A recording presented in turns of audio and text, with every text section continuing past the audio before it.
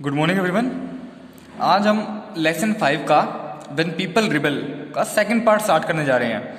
I hope आपको first part समझ आया होगा, आपको उसके अंदर जितने भी डाउट्स थे सारे क्लियर भी हुए होंगे और आपको काफ़ी इन्फॉर्मेशन मिली होगी।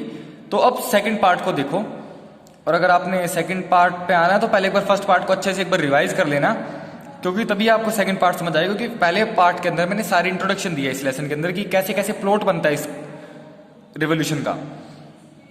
चलिए आगे चलते हैं। अब तक आपने क्या पढ़ा था? A mutiny turn into a rebellion, एक छोटी सी क्रांति, एक छोटा सा गदर इतनी बड़ी क्रांति के अंदर बदल जाता है। अब देखो, सबसे पहला टॉपिक है फ्रॉम मेरठ टू दिल्ली। मेरठ ये यूपी वाला ही है और दिल्ली वही दिल्ली अपना।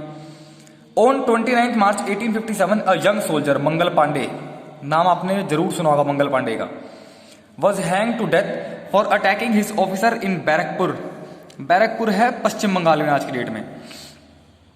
सम days later some sepoys of the regiment at Meerut refuse to do the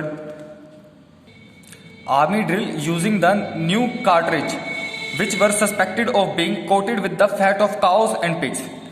अब हुआ क्या?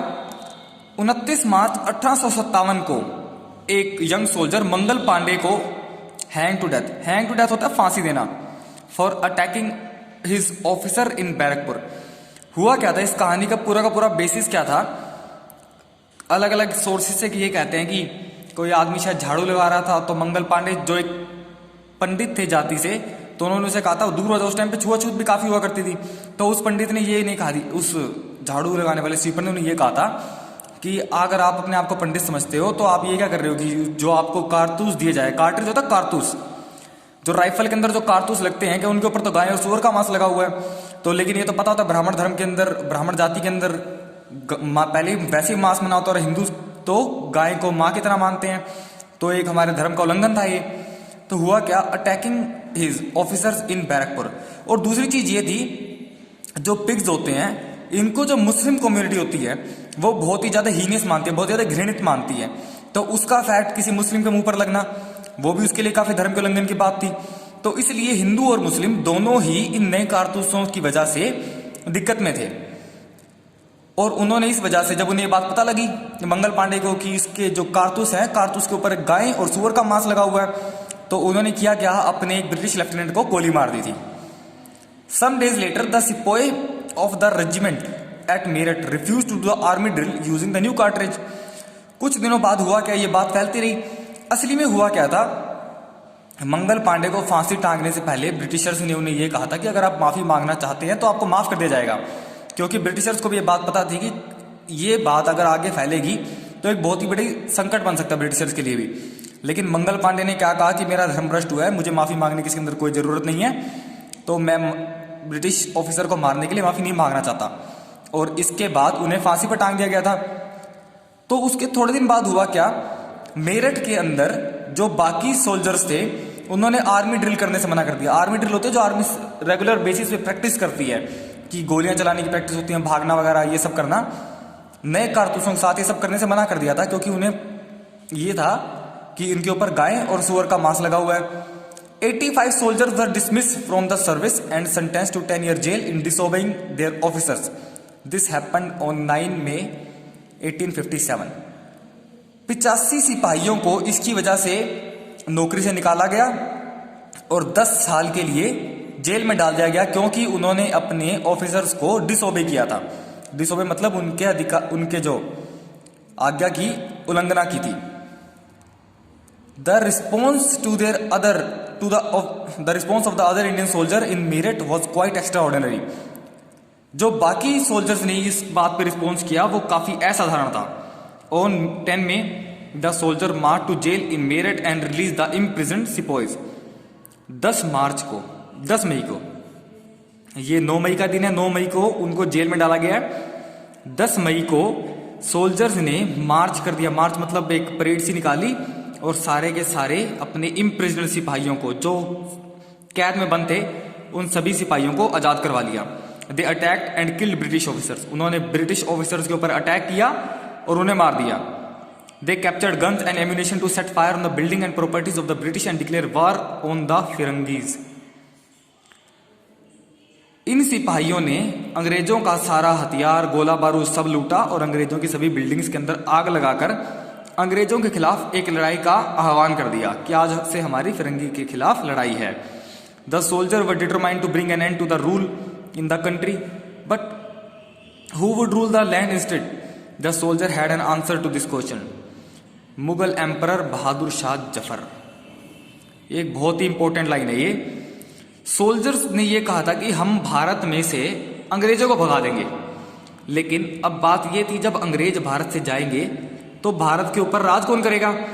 तो उन सभी के पास एक आंसर था, मुगल बादशाह बहादुर शाह जफर। नाम याद रखना इनका, बहुत बहुत ही बड़े हीरो हैं हमारी आजादी की लड़ाई के अंदर, तो ये नाम बिल्कुल मत भूलना, बहादुर शाह जफर। असली में बहादुर शाह जफर सेकंड नहीं है, ठीक है। तो और ये हमारे 1857 के मेन लीडर रहेंगे। The sepoys of Meerut rode all night on 10 May to reach Delhi in early hours of the morning. 10 मई की रात को सोल्जर सारी रात चलते रहे हैं और अगले दिन सुबह के शुरू के कुछ घंटों के अंदर दिल्ली पहुंच जाते हैं। As the news of arrival spread the regiment station in Delhi also rose of the rebellion. जब दिल्ली के अंदर जो रेजिमेंट्स थी, फौज की टुकड़ियों को बटालियन, और बटालियन जब मिल जाती है कई सारी, उनको रेजिमेंट बोला जाता है। As news of their arrival spread, जैसे ही उनके आने की खबर पहुंची कि मेरठ से फौजी मार्च करते हुए आ रहे हैं दिल्ली की तरफ, तो दिल्ली के अंदर भी जो फौजियों की बटालियन थी, जो रेजिमेंट्स थी, उन्होंने भी अंग्रेजों के खिलाफ विद्रोह छेड़ दिया। Again British officer were killed, arms and ammunition seized, building set on fire. दोबारा वह हुआ क्या जो मेरठ के अंदर हुआ था, ब्रिटिश ऑफिसर्स मारे गए, उनके हथियार ले लिए गए और बिल्डिंगों को आग लगा दी गई। Triumphant soldier gather around the walls of Red Fort where the badshah lived. Triumphant होता है जीतने वाले, जो विजेता सिपाही थे वो सारे के सारे लाल किले के आसपास इकट्ठे हो गए जहां पर बादशाह रहा करते थे। डिमांडिंग टू मीट हिम, और सबसे मिलने की बात कही, उनसे मिलने की बात कही। The emperor was not quite willing to challenge the mighty British power but the soldier persisted. जो बहादुर शाह जफर थे वो इतने ज्यादा इच्छुक नहीं थे कि वो ब्रिटिश पावर को चैलेंज कर दें। क्यों? क्योंकि एक तो उनके पास इतनी पावर नहीं थी और दूसरा कुछ उम्र भी ज्यादा हो चुकी थी। लेकिन सोल्जर्स ने सोल्जर्स ने उनके आग्रह किया कि आप इस लड़ाई को आगे बढ़ाइए। They force their way into the palace and proclaimed Bahadur Shah Zafar as their leader. वो बहादुर शाह जफर की आनाकानी के बावजूद भी अंदर घुस जाते हैं लाल किले के अंदर, और लाल किले में जाकर बहादुर शाह जफर को अपनी क्रांति का लीडर घोषित कर देते हैं। और ये नाम जब क्रांति के साथ जुड़ता है तो क्रांति पूरी तरह चेंज हो जाती है। क्यों? क्योंकि ये मुगल बादशाह है और लाल किले के अंदर रह रहे हैं, और जब ये आए हैं तो इनको जीते हुए सोल्जर्स ने अपना नेता घोषित कर दिया, तो कहीं ना कहीं अब क्रांति के नेता ये बन चुके हैं। और जब इनका नाम आता है तो पूरी क्रांति का फेस चेंज होने वाला है, वो आगे आप लेसन के अंदर पढ़ेंगे। The aging emperor had to accept the demand. अब जो एम्परर बूढ़े हो रहे थे उनको उनकी डिमांड एक्सेप्ट करनी पड़ी। He wrote letter to all the chief and ruler of the country to come forward and organise a confederacy of Indian state to fight the British. अब उन्होंने किया क्या, सभी राजाओं को, जितने भी चीफ थे और जितने छोटे मोटे सरदार थे, आसपास के जो जमींदार थे, इन सभी को एक लेटर लिखा और कहा कि हम सभी को एक कॉन्फेडरेसी होता है, एक सभा बनानी पड़ेगी जो अंग्रेजों के खिलाफ लड़ेगी। The single step taken by Bahadur Shah Zafar had great implications. जो बहादुर शाह जफर का ये एक कदम जो लिया गया था, इसके बहुत ज्यादा प्रभाव पड़े। The Mughal dynasty had rule over a very large part of country, most small rulers and chieftains controlled different territories on behalf of Mughal ruler. हुआ क्या था, मुगल रूलर जो थे उन्होंने भारत के ऊपर बहुत लंबे समय तक राज किया था, और जितने भी राजा थे, छोटे राजा थे और छोटे सरदार थे, जो उनसे, सरदार से मैं ये कहना चाह रहा हूं कि जो किसी इलाके के जो मतलब हेड होते हैं, chieftains, control different territories on behalf of Mughal empire, Mughal ruler. तो उनके अंडर भी जो राज्य था वो भी वो मुगल राजा के नाम पर ही चलाया करते थे। जैसे होता क्या है, राज्य के अंदर एक गवर्नर होता है, लेकिन गवर्नर किसके नाम पर अपनी अथॉरिटी देता है? गवर्नर देता है प्रेसिडेंट के नाम पे अपनी अथॉरिटी, कि जितने भी गवर्नर के काम होते हैं उसके ऊपर साइन जो होता है टू द प्रेसिडेंट के नाम पे लिखा होता है कि गवर्नर जो भी काम करता है वो सभी के सभी काम राष्ट्रपति की इजाजत के हिसाब से करता है। तो उसी तरह से ये हुआ था। Threatened by the expansion of British rule, many of them felt that if Mughal emperor would rule again, they too would be able to rule their territories once more under the Mughal authority. अब उनके दिमाग में ये बात थी कि जैसे जैसे थ्रेटेंड होता है घबराए हुए, जैसे जैसे ब्रिटिश राज बढ़ रहा है वो घबराए हुए थे। और उनके दिमाग में कहीं ना कहीं ये बात थी कि अगर हमने एक बार के लिए अगर ब्रिटिशर्स को भगा दिया, वापस मुगल राज्य स्थापित हो जाएगा। और जब वापस मुगल राज्य भारत के अंदर स्थापित होगा तो हम एक बार फिर से अपनी अपनी टेरिटरीज पर राज करेंगे, बिना अंग्रेजों की आनाकानी के और बिना अंग्रेजों की अड़चन के, मुगल अथॉरिटी के अंदर, कि हमारे ऊपर सिर्फ एक मुगल राजा रहेगा, इतने सारे अंग्रेज हमारे ऊपर नहीं होंगे। The British had not accepted this to happen. They thought the disturbance caused by the issue of cartridge would die down. Britishers ने ये नहीं सोचा था कि इतना बड़ा कुछ हो जाएगा। उन्होंने सोचा था थोड़ी बहुत लड़ाई हुई है, बहादुर शाह जफर तक तो बात पहुंचेगी नहीं। उन्होंने तो ये सोच लिया था कि बस ये मंगल पांडे मारा है, सारे के सारे डर जाएंगे। यहाँ 85 सोल्जर्स पकड़े हैं तो उसके बाद बाकी सारे डर जाएंगे और अगले दिन से ड्रिल स्टार्ट हो जाएगी। लेकिन जो सोल्जर्स ने मेरठ के अंदर एक्शन लिया और जब बहादुर शाह जफर तक बात पहुंच गई, इतना तो अंग्रेजों ने एक्सपेक्ट नहीं किया था। But Bahadur Shah Zafar decision to bless the rebellion change the entire situation dramatically. लेकिन जब बहादुर शाह जफर की एंट्री होती है इसके अंदर, तो एकदम जैसे ड्रामा नहीं चल रहा होता कि क्या से क्या हो जाता है, उस तरह से बहुत ही नाटकीय तौर के ऊपर रिबेलियन चेंज हो गई। Often when people see an alternative possibility, they feel inspired and enthusiastic. जब लोगों को कोई अपॉर्चुनिटी दिखी और एक पॉसिबिलिटी दिखी कि अगर अंग्रेज चले जाएंगे तो भारत वापस पहले की तरह हो जाएगा, वापस भारत के अंदर राज होगा हमारा, आज़ादी से जिएंगे, किसी अंग्रेज का कोई हमारे बीच में किसी तरह का इंटरफेरेंस नहीं होगा, तो सभी लोग काफ़ी ज़्यादा इंस्पायर्ड फील हुए और सभी ज़्यादा बहुत जोश से भर गए। It give them the courage, hope and confidence to act. उन सभी के अंदर एक हौसला आया, उन सभी के अंदर एक उम्मीद आई और उन सभी के अंदर एक आत्मविश्वास आया कि इस टाइम पर हमें सब कुछ करना चाहिए। अगला टॉपिक है द रेबिलियन स्प्रेड। अब आपने सुना, अब आपने अब तक जहां तक पढ़ा कि बहादुर शाह जफर की एंट्री से कैसे एकदम से रेबिलियन चेंज हो गई। अब रेबिलियन चेंज हुई है तो अब रेबिलियन फैलेगी कैसे, वो हम इस टॉपिक के अंदर पढ़ेंगे। After the British were routed from the Delhi, there was no uprising for almost a week. It took much time for news to travel. Then a spurt mutinies began. Then a spurt of mutinies began. हुआ क्या, जब दिल्ली के अंदर से अंग्रेजों को भगा दिया गया, अंग्रेजों को खत्म कर दिया गया, तो लेकिन इसके बाद एक हफ्ता लगता है, एक हफ्ते के अंदर भारत के अंदर कोई ऐसी बड़ी कार्रवाई हुई नहीं। क्यों? क्योंकि बड़ी जो खबर थी लेकिन हमारे पास पहुंचाने के साधन नहीं थे। और हुआ क्या, इसको अलग अलग पहुंचने के अंदर काफी टाइम लग गया और जब पहुंची तो छोटी छोटी गदर शुरू हो गई। Regiment after regiment mutinied and took off to join other troops at nodal point like Delhi, Kanpur and Lucknow. जब पता लगी सबको बात तो रेजिमेंट के बाद एक और रेजिमेंट, एक और रेजिमेंट, एक और रेजिमेंट, इस तरह से सबने किया क्या, सभी ने अंग्रेजों के खिलाफ विद्रोह कर दिया और कानपुर और लखनऊ ऐसी ऐसी जगहों पर विद्रोह होने लग गए। After them the people of towns and villages also rose up the rebellion and rallied around local leaders, zamindar and chiefs who were prepared to establish their authority and fight the British. अब हुआ क्या, लोगों को जैसे जैसे खबर मिली, गांवों से, शहरों से सारे के सारे लोग आने लग गए और जो वहाँ के छोटे मोटे नेता थे उन सभी के आसपास ही आके इकट्ठे हो गए, चाहे वहाँ के लोकल लीडर हो चाहे जमींदार हो, और लड़ाई में साथ दिया।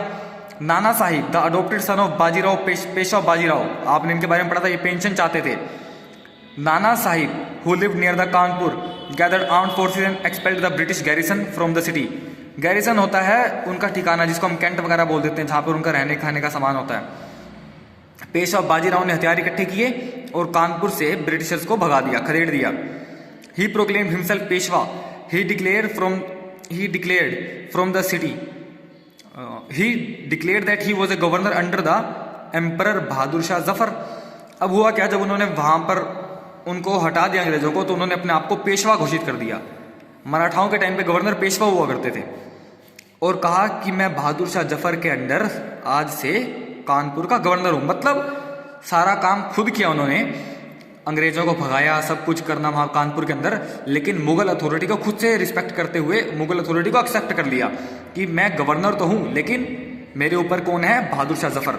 और बहादुर शाह जफर के बारे में एक और भी बात है कि इनके टाइम पर उर्दू भाषा का बहुत ज़्यादा विकास हुआ है। ये मैं आपको नॉलेज के लिए बताना चाह रहा हूँ कि इनके टाइम पर उर्दू भाषा का बहुत ज़्यादा विकास हुआ है। हुआ क्या था, जब अरबी और फारसी भारत के अंदर आए तो उस टाइम पर, उससे पहले उर्दू नहीं थी। जब हिंदी के अंदर अरबी वगैरह के वर्ड मिलने शुरू हुए और फारसी के वर्ड मिलने शुरू हुए तो उनको हुआ क्या, अरबियों और हिंदियों को एक कॉमन लैंग्वेज चाहिए थी जिनसे वो बात कर सकते। तो उसमें होता क्या था कि कुछ वर्ड हिंदी के थे, कुछ वर्ड उर्दू के थे, तो दोनों को लैंग्वेज समझ आ, कुछ वर्ड अरबी फारसी के थे, तो लैंग्वेज एकदम से समझ आ जाया करती थी। तो इस तरह से हुआ क्या, उर्दू का विकास हुआ। उर्दू को शुरू में उर्दू नहीं बोला जाता था, उर्दू को शुरू में हिंदी, उसके बाद आते आते दहलवी, और लास्ट में आते आते ये बनी है उर्दू 1850 के आसपास। और उर्दू का विकास जो हुआ है 1850 को उर्दू का स्वर्ण युग माना जाता है। क्यों? क्योंकि उस टाइम पर बहादुर शाह जफर थे। बहादुर शाह जफर खुद एक बहुत बड़े शायर थे, और इस टाइम पर और भी लोग हुए। आपने नाम सुना होगा मिर्ज़ा गालिब। मिर्ज़ा गालिब भी यहीं पर थे, इसी टाइम पर थे। और उर्दू का जो विकास और प्रगति मानी जाती है वो दिल्ली से ही मानी जाती है। और आपको एक और बात बताना चाहता हूँ, जो उर्दू होती है लिखने के अंदर तो सिंपल हिंदी की तरह ही होगी। जैसे हम बोल रहे हैं, जैसे हम इंग्लिश के अंदर कुछ भी लिखते हैं ना, जैसे मैं आपको ये लिख रहा हूँ कैसे हो, तो ये KESAHO लिखते हैं हम यहाँ पर। वैसे उर्दू के अंदर होता है क्या, लिखा यही जाएगा, लेकिन इसको अरबी के अंदर लिखा जाएगा, अरबी टेक्स्ट के अंदर। तो ये कुछ एडिशनल इंफॉर्मेशन थी। और बहादुर शाह जफर उर्दू के विकास के अंदर भी बहुत ज़्यादा इनका अहम भूमिका थी। चलिए अब आगे चलते हैं। इन Lucknow Birjis Qadr the son of deposed Nawab Wajid Ali Shah was proclaimed the new Nawab. Wajid Ali Shah के जो लड़के थे, जो वाजिद अली शाह के बेटे थे बिजरिस कदर, उनको लखनऊ का नया नवाब घोषित कर दिया गया। He to acknowledge the sovereignty of Bahadur Shah Zafar. Suzerainty होता है प्रभुत्व या सत्ता। उन्होंने भी बहादुर शाह जफर की सत्ता को रिस्पेक्ट देते हुए उन्हें भी एक्सेप्ट कर लिया। His mother Begum Hazrat Mahal took an active part to organise the uprising against the British. उनकी जो माँ थी बेगम हजरत महल, बिजरिस कदर की जो माँ थी बेगम हजरत महल, उन्होंने भी इस क्रांति के अंदर एक बहुत बड़ा सहयोग दिया। In Jhansi Rani Lakshmibai joined the rebel sepoys and fought the British along with Tatya Tope the general of Nana Sahib. और उसके बाद झांसी की रानी लक्ष्मीबाई ने भी जो विद्रोही सिपाही थे उनके साथ एक गठबंधन करके तात्या टोपे के साथ भी अपनी अलायंस करके अंग्रेजों के खिलाफ लड़ाई छेड़ दी। और तात्या टोपे थे कौन? नाना साहिब के जनरल होता है सेनाध्यक्ष। In the Mandla region of Madhya Pradesh Rani Avantibai Lodhi of Ramgarh raised and led an army of 4,000 against the British who had taken over the administration of her state। Mandla region Madhya Pradesh के अंदर, वहां पर भी अवंतीबाई लोधी नाम की रानी ने, जो रामगढ़ की रानी थी, इन्होंने एक रेबिलियन स्टार्ट किया 4,000 फौजियों के साथ और अंग्रेजों के खिलाफ लड़ाई छेड़ दी। क्यों? क्योंकि अंग्रेजों ने उनके स्टेट के ऊपर भी अपना एडमिनिस्ट्रेशन जमाना स्टार्ट कर दिया था। The British were greatly out numbered by the local forces.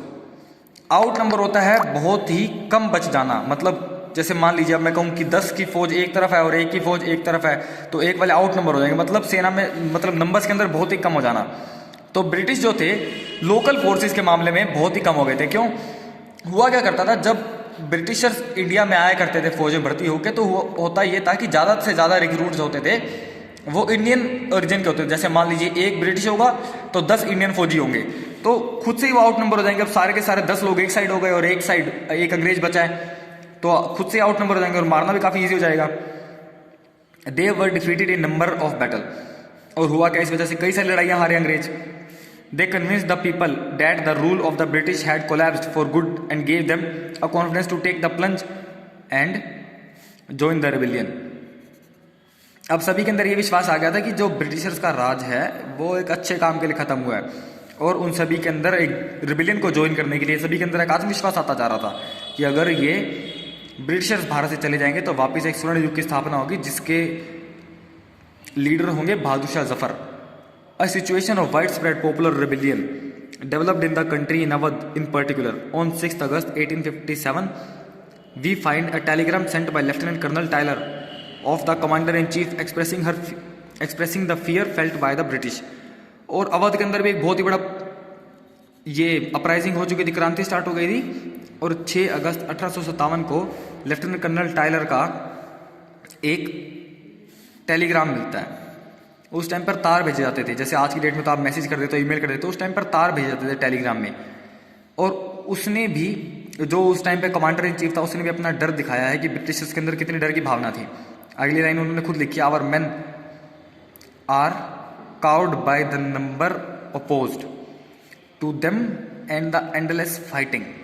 इसका मतलब क्या है कि जो हमारे लोग हैं वो डरे हुए हैं। काउर्ड का मतलब होता है घबराया जाना, कि मतलब डर के मारे अपनी सारी इच्छा छोड़ देना, कि जो हमारे लोग हैं कि उनके खिलाफ जो लोग लड़ने आ रहे हैं उसकी वजह से वो सारे के सारे डरे हुए हैं और इतनी ज़्यादा लड़ाइयाँ चल रही हैं, एंडलेस फाइटिंग, कि उन्हें पता है कि एक आधे को मार भी लेंगे तो इतने लोगों को कैसे मार पाएंगे। इस वजह से वो सारे के सारे हमारे फौजी डरे हुए हैं। Every village is held against us. Bharat के जितने भी विलेजेस के अंदर वो उस टाइम पे फौजी होंगे, क्या सारे के सारे विलेजेस आज के टाइम पे हमारे अगेंस्ट हैं। द जमींदार हैव राइजन टू अपोज अस। जो जमींदार कल तक हमारे साथ थे आज वो भी हमारे खिलाफ हो चुके हैं। Many new leaders came up. कई नए नए लीडर्स बने। For example Ahmadullah Shah, a maulvi of Faizabad, professed that the rule of the British would come to an end soon. अब हुआ क्या, अहमदुल्ला शाह जो एक मौलवी थे फैजाबाद के अंदर, फैजाबाद का नाम बदल के आज की डेट में अयोध्या रख दिया गया है। याद रखना इस बात को, ये फैजाबाद यूपी वाला है और आज में इसका नाम अयोध्या है। जो अहमदुल्ला शाह थे उन्होंने प्रोफाइज होता है भविष्यवाणी टाइप से कर दी कि बहुत ही जल्दी ब्रिटिश शासन का भारत के अंदर एंड हो जाएगा। He caught the imagination of the people and raised a huge force of supporter. अब जब कोई धार्मिक टाइप का आदमी कोई ऐसी बात कहता है तो लोग उस पर विश्वास आसानी से कर लेते हैं। अब सभी लोगों को उसकी बात पे भरोसा भी हो गया और सभी लोगों ने कहा कि हाँ खत्म तो होने वाला है। जब इन्होंने कह दिया कि भविष्यवाणी कर ही दी है तो सभी के सभी लोग जुट गए, तो कहा खत्म होने वाला है तो हम भी क्यों ना अपना साथ निभाएं इसके अंदर। He came to Lucknow to fight the British. In Delhi a large number of ghazis और religious warrior came together to wipe out the white people. अब वो लखनऊ से आए, he came to Lucknow to fight the British. अब लखनऊ तक आ गए थे वो ब्रिटिशर से लड़ने के लिए। दिल्ली के अंदर बहुत ही ज्यादा गाजी आपने नाम सुना होगा, या पीएनएस गाजी नाम सुना होगा, जो पाकिस्तान की शिप्ड बॉय थी। गाजी का मतलब होता है जो रिलीजियस वॉरियर होता है, जो धर्म के लिए लड़ते हैं। Came together to wipe out the white people. Delhi तक पहुंच गए थे गोरे लोगों को यहां से हटाने के लिए, वाइप होता है सफाया करने के लिए। अब एक नाम है बख्त खान। ये हमारी क्रांति का एक बहुत ही अनसंग हीरो है, जिसके बारे में ज़्यादा किसी को ना तो ज़्यादा बात की जाती है और ना ही इतना ज़्यादा इसको जिक्र किया जाता है, लेकिन ये बहुत ही ज़्यादा इंपॉर्टेंट आदमी है। बहादुर शाह जफर, असली में बहादुर शाह जफर का तो सिर्फ नाम था, इस आदमी ने बहुत ही बड़ा रोल निभाया था। Bakht Khan, a soldier from Bareilly, took charge of large forces to fight who came to Delhi. ये बरेली के एक सोल्जर थे और इन्होंने दिल्ली में आने वाली ट्रूप्स को कमांड करना स्टार्ट किया था, मतलब इन सभी का चार्ज ले लिया था। ही बिकम अ की military leader of the rebellion. और वो धीरे धीरे रेबिलियन के एक बहुत ही ज्यादा महत्वपूर्ण लीडर बन गए। इन Bihar and old zamindar Kunwar Singh joined the rebel sepoys and battle the British for many months. अब कुंवर सिंह, बिहार के अंदर कुंवर सिंह ने भी रिबेल्स को, क्रांतिकारियों को इकट्ठा किया और ब्रिटिश के खिलाफ कई महीने लड़ते रहे। Leaders and the fighters came across the from across the land join the fight. अब जितने लीडर्स और जितने लड़ाके फाइटर थे, इन सभी ने इस लड़ाई को ज्वाइन किया। तो देखिए, हमने पहले पार्ट के अंदर पढ़ा था कि लड़ाई की स्टार्टिंग कहाँ से होती है। जो हमने पहला वीडियो का पार्ट बनाया था उसके अंदर हमने ये पढ़ा था कि लड़ाई की स्टार्टिंग कहाँ से होती है। और इस पार्ट के अंदर हमने पढ़ा कि लड़ाई को रिस्पॉन्स कैसे मिलता है, कि लड़ाई की डेवलपमेंट कैसी होती है। जब बहादुर शाह जफर इस लड़ाई के अंदर आते हैं या मंगल पांडे को फांसी टांगा जाता है, उसके बाद कैसे एक सीरीज ऑफ इवेंट की, मतलब एक इवेंट के बाद एक इवेंट, एक इवेंट के बाद एक इवेंट फॉलो करता जाता है और अंग्रेजों के खिलाफ इतनी बड़ी एक क्रांति स्टार्ट हो जाती है। और आज हम यहीं तक पढ़ेंगे ताकि आपको एक अच्छी क्लैरिफिकेशन मिल जाए। तो जितनी भी वीडियोस के अंदर मैंने लोगों के नाम बताए हैं, जितनी डेट्स बताई हैं और जो एक्स्ट्रा फैक्ट बताए हैं, उन सभी को बहुत ही ध्यान से सुनना और कहीं हो सके तो नोट भी करना। इसके नोट्स बनाते रहो ताकि आपको काम आते रहें और इसी में से आपके क्वेश्चन काफ़ी सारे बन जाएंगे। क्योंकि अगर आपने एक बार लेसन ध्यान से सुन लिया तो आपको रीड करने के अंदर क्वेश्चंस को और क्वेश्चन को याद करने के अंदर ही बहुत ज़्यादा आसानी होगी। क्योंकि एसएस के अंदर होता है कि आप अपने चीज़ को समझते हो और उसके बाद अपनी लैंग्वेज में लिखते हो, तो इससे आपकी इंग्लिश वगैरह काफ़ी कुछ इंप्रूव होगी। जो यहाँ पे मैंने वर्ड्स के ऊपर अलग अलग से गोले बना रखे हैं, निशान लगा रखा है, काउड, आउट नंबर्ड, ऐसे ऐसे, तो जैसे सुजर्निटी हो गया, तो इस तरह से आपको अलग अलग वर्ड्स मिलते जा रहे हैं। तो यहाँ तक आज हम पढ़ेंगे। अगर आपको वीडियो अच्छी लगी तो इसके अंदर से नोट्स बनाना और बहुत ही बढ़िया तरीके से अपने इस लेसन को प्रिपेयर करना, क्योंकि जितना आपके सिलेबस के साथ जुड़ा हुआ टॉपिक है वो सारा मैं कवर कर रहा हूँ। क्योंकि क्रांति तो बहुत बड़ी थी, इसके ऊपर काफ़ी सारे फैक्ट्स हैं, लेकिन मैं आपको ज़्यादा कंफ्यूज नहीं करना चाहता इस टाइम पर, तो सिर्फ इतना आपको पढ़ा रहा हूँ। अगर आपको इन्फॉर्मेशन के लिए अगर किसी और को शेयर करनी है तो आप वो भी कीजिए। अब इसके बाद अगले चैप्टर के अगले टॉपिक के अंदर हम पढ़ेंगे। अब तक तो आपने पढ़ा था कि भारतीय कैसे लड़ रहे थे। अब अगले टॉपिक के अंदर पढ़ेंगे जब कंपनी ने वापस जवाब दिया, द कंपनी फाइट्स बैक, और उसके बाद आफ्टर मैथ। आफ्टर मैथ होता है परिणाम, कि उसके बाद परिणाम क्या निकले, कि जब लड़ाई अंग्रेजों ने भी लड़ी, इंडियंस ने भी लड़ी, तो लास्ट में इसका अंत क्या हुआ इस लड़ाई का, तो अगले टॉपिक के अंदर वो पढ़ेंगे। आई होप आपको ये वीडियो समझ आई होगी, आप सभी को जान के, इस चीज़ों को जान के काफ़ी अच्छा लगा होगा कि भारत ने कैसे इस तरह से एकदम से रिबिलियन को आगे लेके गए। तो आज के लिए हम इतना ही पढ़ेंगे। Thank you and have a nice day.